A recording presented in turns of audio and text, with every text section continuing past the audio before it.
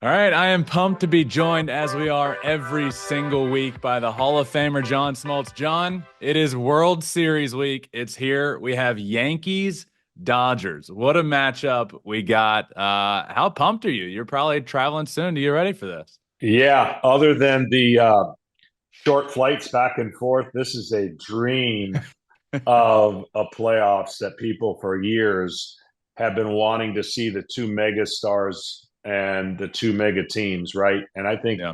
for baseball, this just really, with all the angst of the playoffs and the best records and all these things not happening in year three, finally, Yeah. these teams got rewarded and they're meeting in the World Series.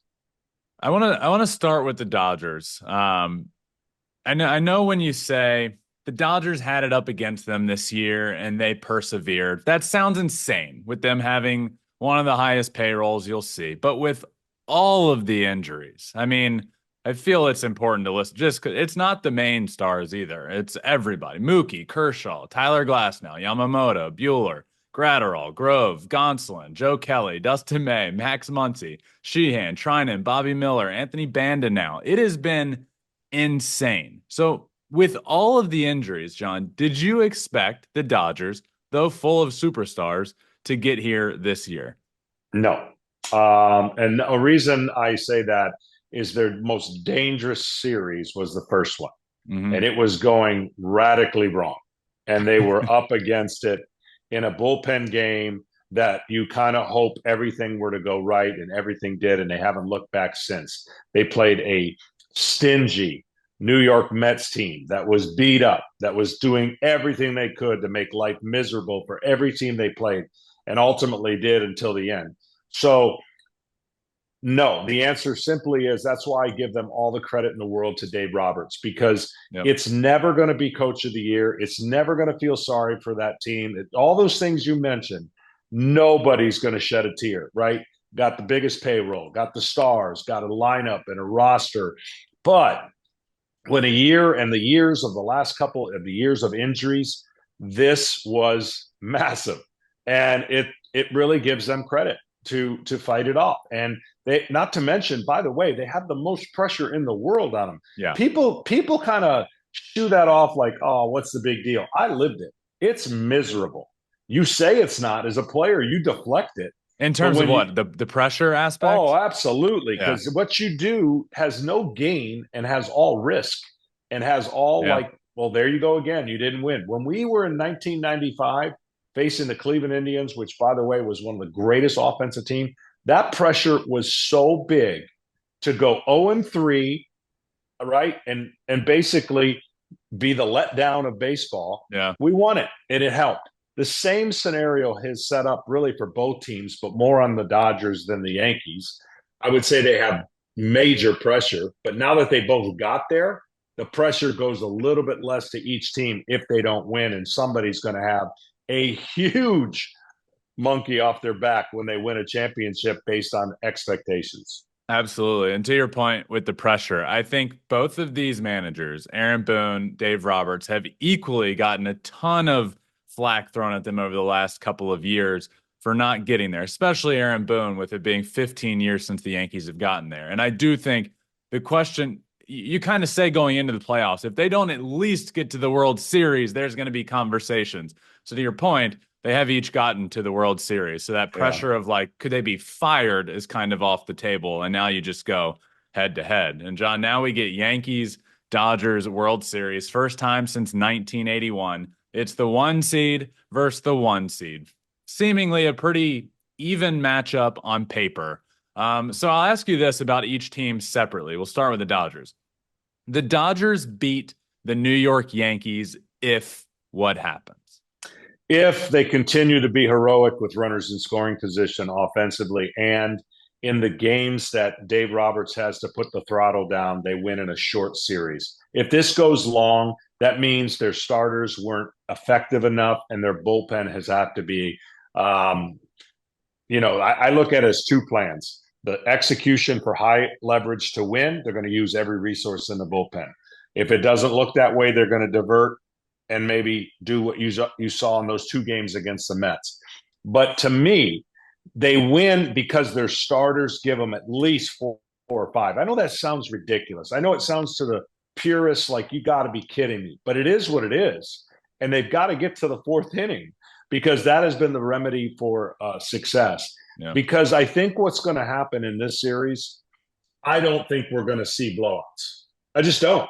I think the games, it's going to be the toughest managerial job that Dave Roberts is going to have because of everything we mentioned, because of what he doesn't have. He can't make it up. He can't all of a sudden say, I'm going to trust my starters to go 7 innings. Yeah. So that is going to be the interesting dynamics is can their offense continue with runners in scoring position to be unbelievable? That gives room for Dave Roberts to make decisions to go to his pen early.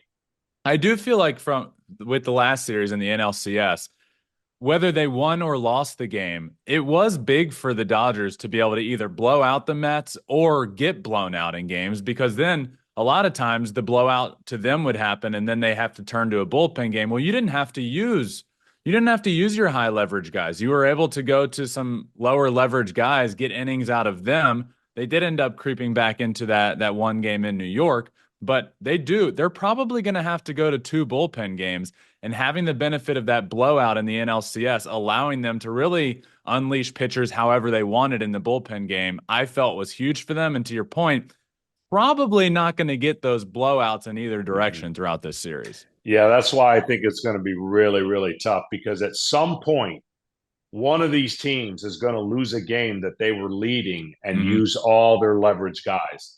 We haven't seen that yet. Yep. And so when it happens, then the uh-ohs start creeping in and the narratives start changing. And until that happens, I wouldn't anticipate the Dodgers do anything different. On the other side of things, John, the New York Yankees beat the Dodgers and win the World Series if what? If their starters manage that lineup and give them depth. I think Garrett Cole's lined up perfectly to pitch a 5, 6, 7 inning game. I think when you think about the strength of the Yankees, it really is over the Dodgers, their starting rotation. But we've seen what can happen. Yes, the Mets had a starting rotation that had an advantage over the Dodgers. They were a little bit beat up, and the Dodgers took care of that. So I think for the Yankees to be successful, they can't afford to have 60% of their game be thrown by their bullpen. Yeah. I think the bullpen percentage, we're going to get it, but I think for the Dodgers, it's like it was ridiculous, right? 70% or what? It was ridiculous. Yeah. That can't be the MO for the New York Yankees because I think what they have in the ability to slow down the Dodgers is in their starting rotation, and if they shorten the game, advantage Yankees. Yeah, I think that's when you look at this series, if you look at where the Yankees' big advantage is, it's that they're probably, unless something happens or they feel like they need to, but they don't necessarily have to go to a bullpen game. You can go Garrett Cole, you can Right. go Carlos Rodon, then they went Clark Schmidt and Luis Heel, who actually looked pretty good, and they got almost 5 innings out of him. And the Dodgers are probably going to have to turn to two different bullpen games. So the starting rotation for the Yankees is going to be huge for them here. And I'll say this because you have to manage this game and in its entirety. Mhm. The lengthier it goes, again, it reminds me of the '96 Yankees when we faced them. They made the starters, us, Maddox, Glavine, and myself, throw so many pitches because their motto was get in the bullpen, wait it out. We'll get them the longer we have to go and the longer they have to throw pitches. They got to our bullpen, they waited it out, they made us throw pitches, and they won the series. And I think for this one, it's going to sound eerily similar, but in opposite terms. Get to their bullpen as quick as we can. Even though it's great, get as many looks as you can because they know the longer the series goes, the harder it's going to be to rely on the bullpen. So we're at the end of the year. Guys are on the empty in their tank, and it's going to be who can execute the best and whose game plan philosophy works to the end. From a hitter's perspective as well, it really does matter, especially with relievers, being able to see them multiple times. And you don't often get to see a reliever multiple times in one game. But if you're having to turn to relievers every single game, it's a big difference seeing them in a game 7 for the fifth time as opposed to in game 1 for the first time. So getting that bullpen in there and then seeing them later and later in a series is huge. So I completely It, agree. And it's huge in this regard because no one alters the way they throw. And what I mean by that is I've seen guys in a 4-run lead empty their arsenal to every guy when I sit there and shake my head, go, why? Just throw all fastballs. You can Yeah. get out with that. Don't show them. But we're in an era where they're just so used to it. Yeah. I had a scenario while I was in the bullpen, and I knew this was going to come up against Houston and Vinny Castilla in a 4-run game. He's a dead fastball hitter, but I knew I would see him again, so I was going to throw him a first pitch fastball. Well, I did, and he hit a home run. But I'm like, okay, that's all right because I could afford to give up a home run. The very next game I faced him, and the very next game I threw 3 sliders in a row, and he swung at all 3. My point is, you still can do that as a reliever if Yeah. the situation allows itself to not empty your arsenal every single time and get that hitter to see your breaking ball 4 times. Let him see it once, but I haven't really seen anybody kind of do that yet. Yeah, absolutely. Another funny, I think it's a comical conversation that has come up as a result of this, and I think it just showcases, as a result of this series in particular, I think it just showcases baseball fandom in general, right? Last year we got the Rangers against the D-backs, and the conversation was, well, there's too much parity in baseball. The teams with the bye struggle too much. This stinks. We need change. This year, it's the 1 seed versus the 1 seed, top payrolls in baseball, and everyone. Well, we need a salary cap. This is crazy. Every other sport has one. Nobody is ever happy. We're getting the Dodgers versus the Yankees. Last year, people were pissed about that matchup. This year, the question has become, does baseball need a salary cap? I have my thoughts on it. I'm interested in your thoughts on it. Yeah, it doesn't guarantee you anything, right? We've Nothing. seen 1988 or 81, whatever it is, that these 2 teams haven't faced each other, and they're arguably the 2 highest payrolls every year. So now, does it give you a better chance to kind of dominate the regular season? Probably. And does it give you a better chance to sustain 18 injuries? Probably, but it hasn't guaranteed anything. Nope. Baseball, to me, has been the perfect example of what you can do in a particular smaller window for some teams if you make good decisions and you develop really good players. So that is always going to be, I never used to understand the NBA for a 25, 21-year period only had 4 different champions. And people thought it was this, and they thought maybe that was great. I never understood it, but you're never going to satisfy everyone. That's the Yeah. point.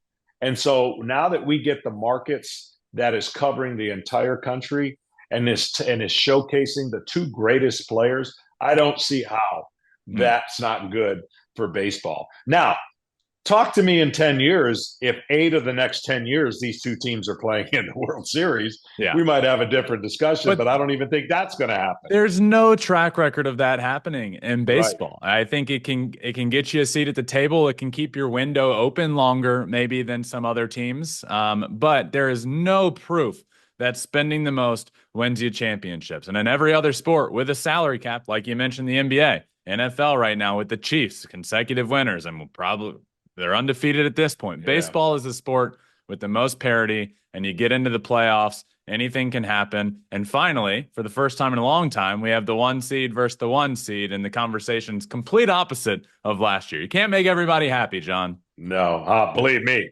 Trust me when this World Series is over and see how many people think I rooted for one of the 2 teams that I'm calling for. So it's part of the deal. And I just think this is my 9th year, and I can't think of a storyline or storylines that match up better for what we're going to enjoy. And it's must see TV, and let people be what they want. And they'll afterwards hey, look, I go all the way back to 1991. This is going to be the worst World Series ever. Minnesota and Atlanta, 2 last place teams, 2 small markets, happen to be one of the greatest World Series ever Yeah. played. So you never know what you're going to get.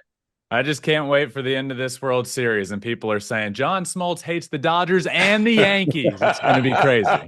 It is. It's. Hey, listen, I got to say this. Joe Davis is doing an incredible job, by the way, because he talk about the worst case scenario for being the play-by-play of the Los Angeles Dodgers, and then nationally for Fox. You can't win in this business, but I think he's doing an incredible job, and it's not an easy one, that's for sure. Yeah, I completely agree with you. I watch games and listen to them. And for those that don't know, Joe Davis is the regular season play-by-play guy for the Los Angeles Dodgers. And to do what he's doing on this stage and genuinely, I feel like genuinely give the same energy to calls for their heated rival, the Yeah, San Diego Padres, and the yeah. same energy to calls for the New York Mets. It's not easy. Like it's Mm. genuinely not easy to do, I wouldn't think. And I completely agree with you. I'm glad you said that. Yeah, because when people have their own play by play in mind, they're used to it and they want their play by play and their broadcast team to root for their team. And they do. Yeah. We just can't. There's Yeah. nothing in the script that says you have to bring a brand. The other thing is we have to bring brand new audiences in, right? We're Yeah. going to get the two markets, but we have to bring the brand new audiences that may have not watched these teams all year. Yeah. John, always a pleasure, my friend. This was fun. Enjoy the World Series, and I'll probably see you at some games, and we'll talk next week. That'll be perfect. All Thanks. right, John. See ya. All right, just wanted to thank John Smoltz again for joining us here on Flippin' Bats. What a great conversation. Love talking to him every week. This one felt awesome. Really cool hearing his thoughts every single week. This one on the World Series. It is World Series week, my friends. I completely agree with him with Yankees, Dodgers, and how each team can beat each other. The Yankees' big advantage is, I think, having four starters that they're able to turn to, which literally just makes them need to use their bullpen less and allow the Dodgers to see those arms a little less. And as this series gets to at least 6 games, I don't foresee it going 5 games or less, at least 6 to 7 games, you'll start seeing those arms more and more as the Yankees offense as opposed to the Dodgers offense. So thanks again to John Smoltz for joining and finding the time to join every single week. Always a lot of fun. Recording the World Series preview soon. A full deep dive into the World Series, who I think is going to win, why I think they're going to win, everything you need to know about the series. That will come out the morning of game one. So bright and early Friday morning, overnight, while you're sleeping, that'll come out. Wake up, listen to that. World Series starts Friday. We're getting closer. I don't want to wait, but have to wait couple more days. We're getting there. Thank you all for listening. Make sure you're subscribed. Wherever you listen to your podcast, hit that subscribe button, hit that follow button, leave a 5-star review. That really helps. And you can watch everything we do on our YouTube channel, Flippin' Bats Pod there. Leave a comment, like it. I always hop in the comments and comment back to people and love having conversations in there about the show and about whatever you guys want to talk about. So love when people watch and comment, and yeah, feel free to do that. Follow on all social media at Flippin' Bats Pod everywhere. Until Friday morning, my friends, World Series full preview Friday morning. If you didn't listen to the episode earlier in the week, we talked about the CSs and a little bit of a World Series preview. But remember, my friends, until next time, find your bat and flip it. Peace.